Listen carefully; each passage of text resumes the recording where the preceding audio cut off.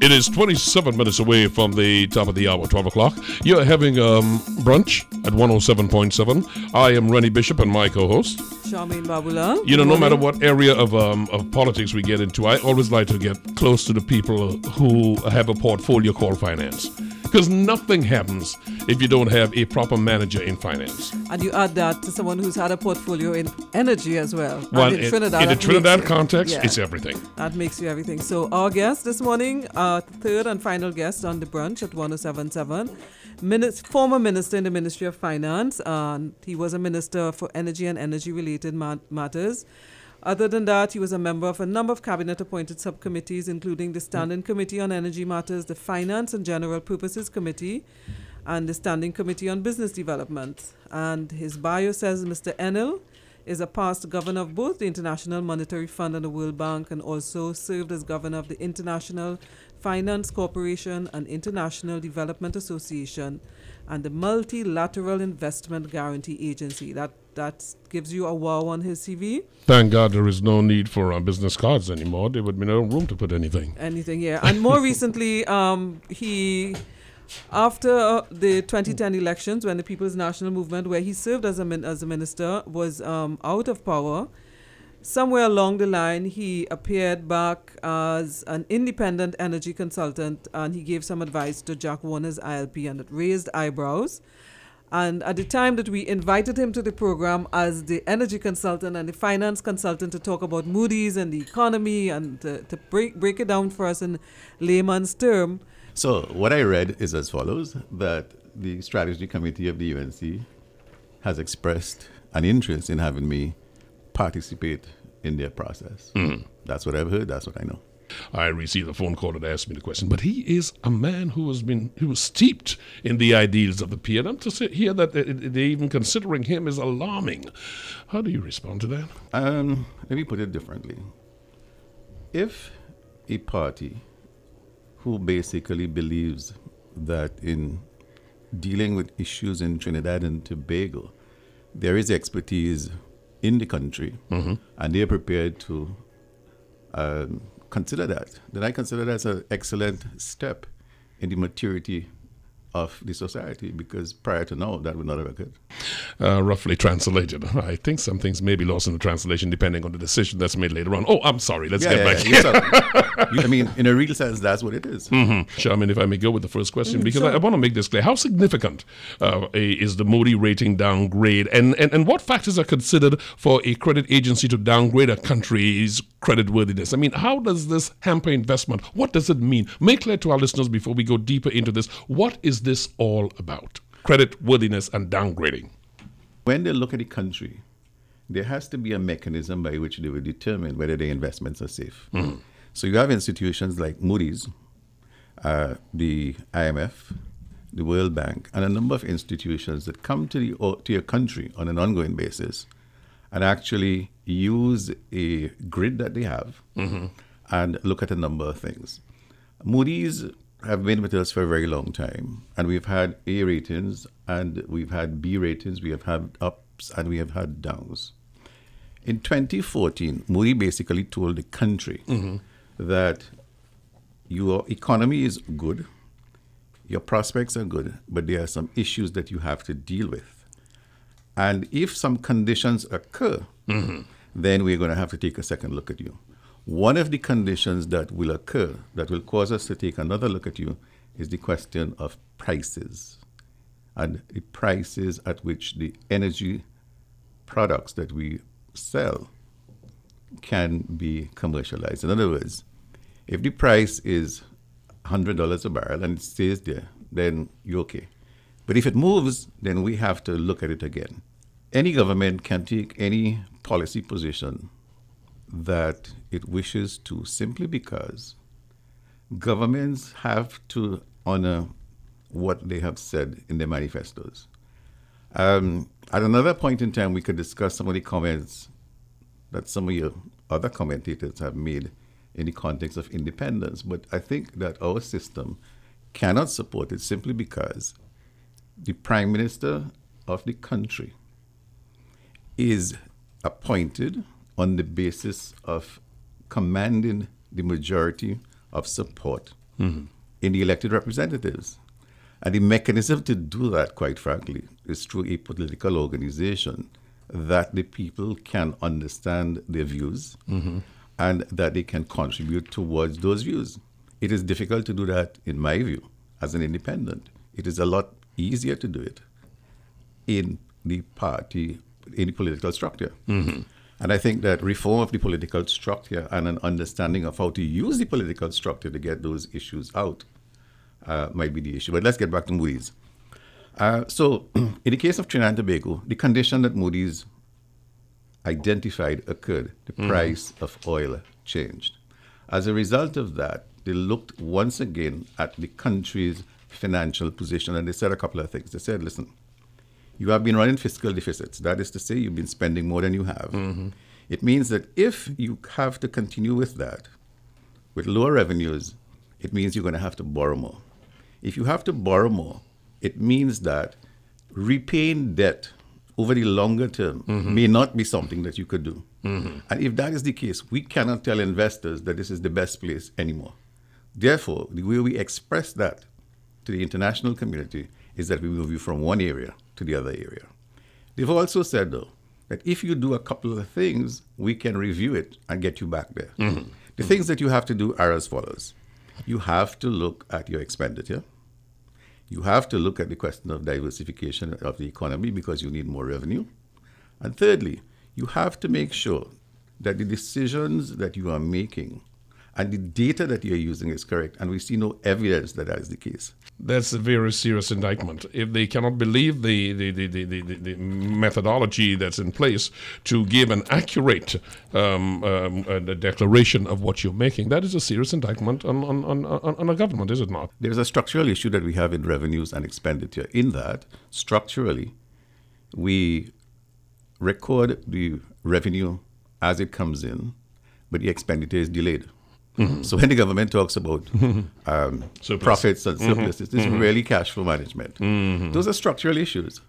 But in order to fix that, the underlying problem is that you have to fix the accounting departments in ministries, and you have to fix the Central Statistical Office, and you have to have very robust data, and you have to ensure that the data that you are using and the way it is analyzed is basically the amalgamation of all these situations in the society, and that has been a challenge. I'm trying to understand that if they tell you, look, this is happening, how much time you had to correct it, and why it was not corrected. That's what it cannot be corrected, and the reason that it cannot be corrected is the same reason that there's some frustration in the society with change. Listen, in 2015, we're going to have an elections. You're going to have a Minister of Finance.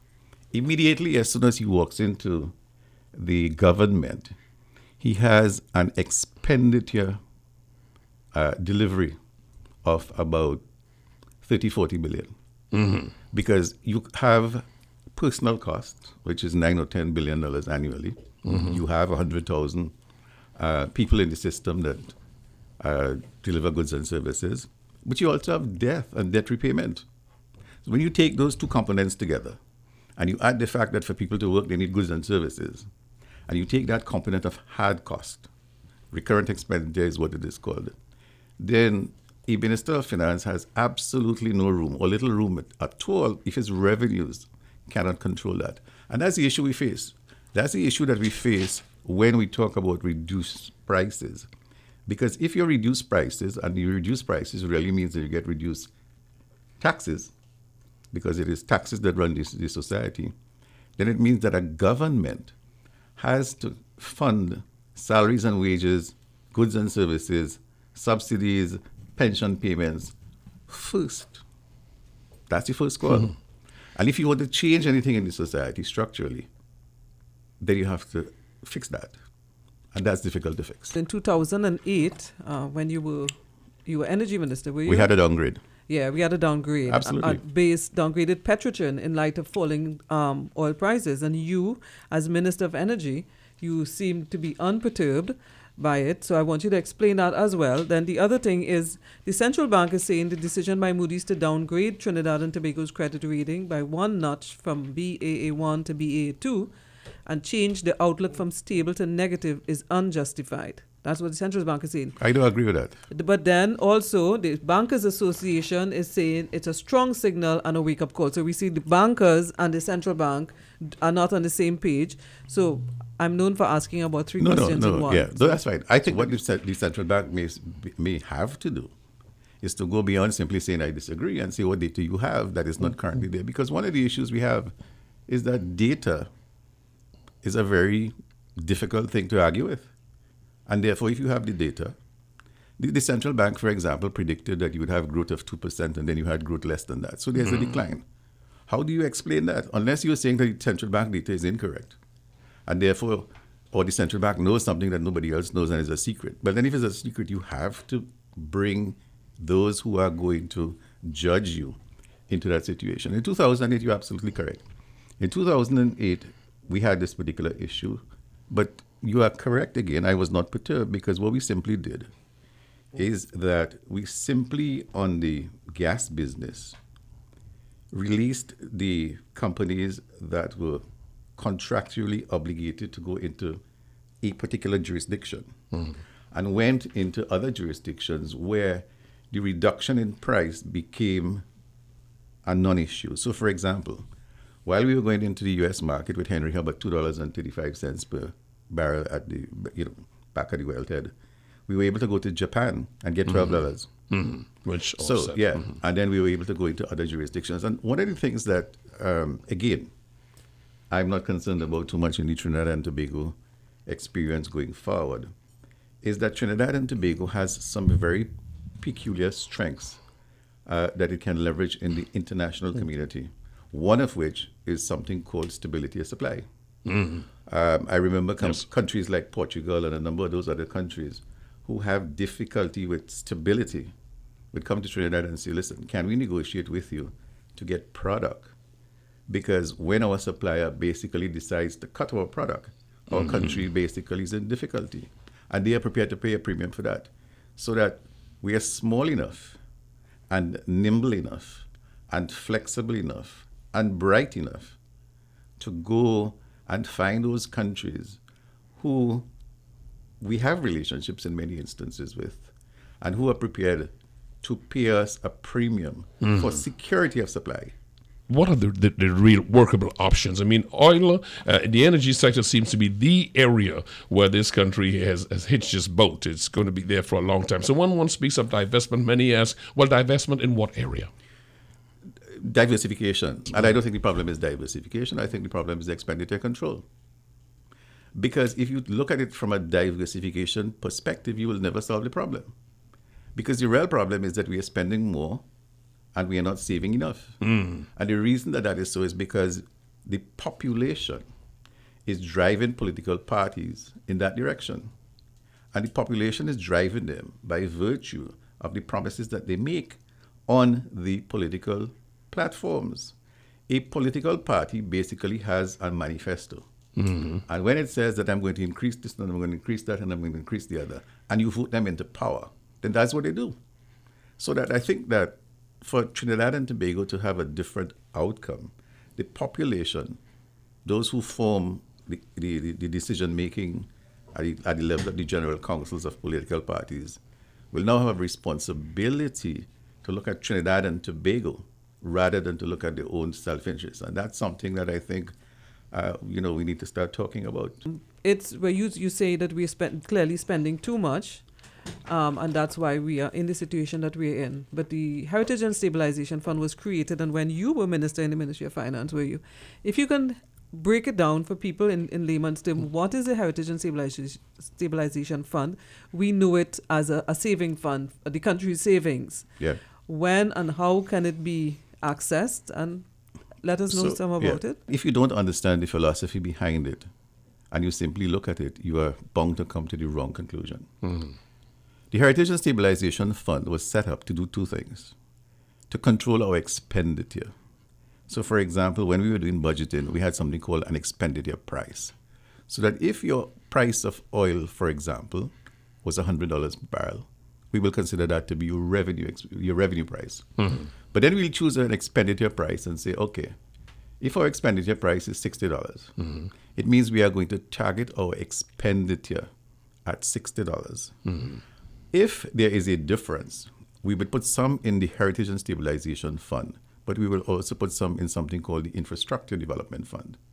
Because one of the things that we recognize is that the population was always calling for more things than you had the ability to fund. And therefore we felt that if you had additional revenues, you should actually do some of that. But you should also save for a rainy day. In that way, what happened is that you were able to control your expenditure and gradually over time ramp it up. Yeah. But at the same time, you're doing something else. You're basically creating a better future. Because as you build your Heritage and Stabilization Fund, certainly in my view, this is what you're thinking. It meant that over time, the income that you can get from the Heritage and Stabilization Fund would replace any depletion in revenue expenditure, especially in energy. And there comes a point in time in energy where you have to invest for more. When you start to invest for more, the country gets less revenue because it means that you share with the company the expenditure. So you're going to get less taxes. In order to offset that, you can use the revenues derived, not the capital, the revenues derived from the Heritage and Stabilization Fund. That was the thinking behind it. That's the philosophy behind it. It was not simply about savings, but it was intended simply. If I had my way right now, what I would do is I will take all the energy revenues, put it in the Heritage and Stabilization Fund, and show the country the difficulty that we find ourselves in, and then borrow from the Heritage and Stabilization Fund to fund our expenditure and try to reduce it over time. I think responsible people putting together a manifesto will look at the facts, some of them that you have articulated and others that are out for anyone to read, and sort of temper what they put on that manifesto. But then again, if they did that, they will not be elected. So it's a sort of a cycle that we go into. As Minister of Finance, accountability is a serious issue with state enterprises. How do you react to what is going on now? If you do not select the correct people, no amount of rules and regulations will fix that. So I think that there's an issue around the selection process and a recognition in the selection process that the state enterprises sector and government has to be looked at as though you are trustees of people's assets rather than as lords of all I survey. Yes, indeed. And to a very large extent, if you put somebody in office who believes that he or she is lord of all they survey, you're going to get one outcome. If on the other hand you believe that they are trustees of the people's assets, you will get another outcome. I think therefore the selection of individuals and holding them accountable has to be based on their philosophy and your understanding of their philosophy. I am not outside of that, it's not going to happen. If we had stiffer penalties for people who don't follow what is prescribed in the accounting area, would that be a deterrent, you think? Because I get the feeling there is impunity. Folks feel like, I can get in there, I can do this. I mean, so it would seem. I mean, is there something I am misreading here? And I think I echo some part of the population asking that question. Folks look as though they can just do stuff and it comes up for 4 days and then it, something else takes over and nobody hears about it again and the band played on. We had a situation, for example, with the FCB issue in which it was legally correct. Some say morally wrong, but morality is not was discussed. In my time, we had an issue with the HMB. It was legally correct, but the Prime Minister at the time believed that it was not morally correct, and therefore he caused it to reverse. So a lot will depend on how the leaders lead in the context of the decisions that they make or not make. And if they are not doing it to suggest that there's a penalty for taking actions that are morally wrong, then you have a problem. How much did the CLICO crash really impact savings, investments, expenditure? I'm not anything close to financial, but how much? Because I've heard them repeat, people in government repeat again that they had been compromised by the amount of debt owed to contractors by the CLICO crash mainly. And they use it, that's what they say. The first comment that I want to make is 2010, an election was called. It was called before time. So those of us that were in government, those of us who were managing the economy at the time, did not intend to leave government at that point in time. Therefore, if a crisis occurred as it did with CLICO, We were in the middle of dealing with it. We were looking at the options. We had no information. And therefore, we had to do the best we can with the data that we had. And we made certain choices. For a government to come in and say, well, we met this one, we fixed it. So to me, it's missing the point. The fact of the matter is that government and running the society is basically like a relay. You do your leg because people want you to do that, and the other people do the next leg. And let's move on and fix the problems. But to answer your question, when we looked at CLICO, we felt that if we allowed it to go the normal route of how these matters are handled, you can find a situation because of the size of its influence, its footprint in Trinidad and Tobago, you could find a problem with the confidence issues. Finance is about confidence. And the government had the wherewithal to go in and basically to stabilize, and that's what the intention was. One of the problems with the CLICO situation is that you had a perfect storm. You had financial issues taking place, you had a meltdown, and you had that impact finding itself locally. So the thing about it is there are things that you cannot, in normal course of business, it will occur. It's like an earthquake. If an earthquake occurs, you can't prevent that, but you can certainly put things in place to reduce the impact. So our systems allow us to reduce the impact. Our strength allows us to learn from the experiences. But I think that the problem that we face is that we could react after it has occurred, because in many instances we don't see it coming because we're so busy fixing other issues. In 2010, you were inside, and now, and you've been outside, and you're looking at the economy and the performance of the government. Sure.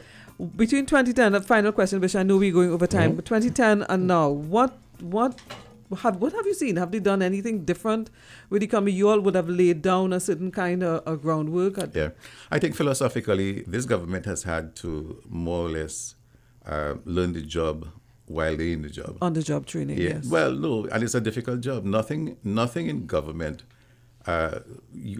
nothing that you currently do prepares you for government. In the private sector, we're about implementation and results. In the government, we're about process. And therefore, you have to learn the job. And usually what happens is that by the time you learn the job, 5 years has elapsed and people are fed up with you and they change you. So you bring a new team in and they learn the job as well. So, particularly people in sensitive areas, commanding heights of the economy, being moved out because you change one government into another. I am all for the civil service, public service, what you call it, that these people stay in place because that transition is very important. Otherwise, everybody's learning every 5 years. So every 5 years, we start all over again.